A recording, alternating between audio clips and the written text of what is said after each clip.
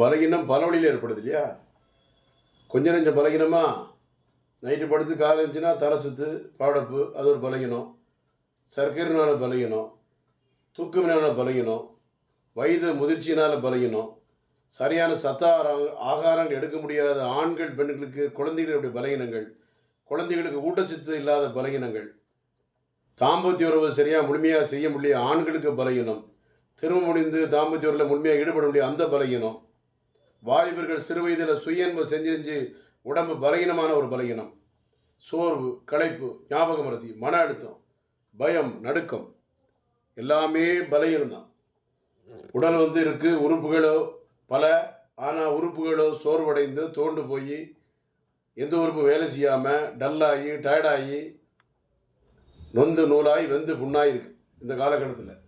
உடல்நிலை எப்படியோ இருந்த உடம்பு இப்போ எப்படி மெரிஞ்சு இழைச்சி போயிட்ட, எலும்பு தோலும் ஆயிட்டு. எப்படியோ இருந்துச்சு உடம்பு, ஆனால் இன்னைக்கு எலும்பு தோலும் ஆயிட்டார்.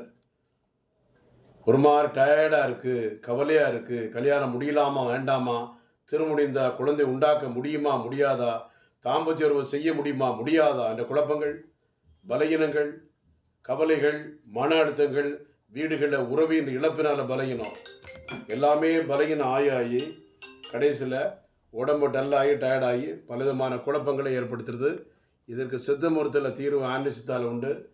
கவலைப்படாதீங்க, சங்கடப்படாதீங்க. Doctor G Johnson BSMS Antony Siddha, Kodambakkam, Chennai 24. நன்றி, வணக்கம்.